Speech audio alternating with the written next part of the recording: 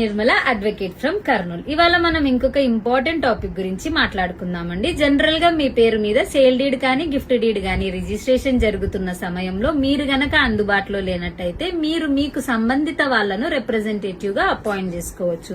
అయితే ఇది section 32 registration act 1908 అన్న ఈ ఫామ్ లో మీ డీటెయిల్స్, మీ రిప్రజెంటేటివ్ డీటెయిల్స్ అన్నది డీటెయిల్డ్ గా రాసి ఈ ఫామ్ ని డాక్యుమెంట్ కి ఎండాస్ చేయాల్సి ఉంటుంది. అయితే వన్స్ మీరు అపాయింట్ చేసుకున్న రిప్రజెంటేటివ్ మీ పేరు మీదే రిజిస్ట్రేషన్ జరుగుతున్నప్పటికీ తను తన ఆధార్ కార్డును చూపిస్తూ మీ బదులుగా తను ఈ కేవైసీకి గాని, ఫోటో దిగడానికి గాని, ఆ డాక్యుమెంట్ లో సిగ్నేచర్స్ చేయడానికి గాని తనకు కంప్లీట్ గా రైట్స్ ఉంటాయి. అంతేకాని రిజిస్ట్రేషన్ జరిగిన తర్వాత ఆ ప్రాపర్టీని ఎంజాయ్ చేయడానికి గాని లేదా ఇతరులకు సేల్ చేయడానికి గాని తనకు ఎటువంటి రైట్స్ ఉండవండి.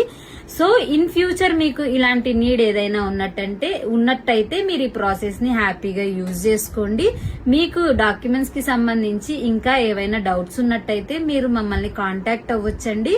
RK doc hub, Kurnool and Nandyal branches. Thank you so much.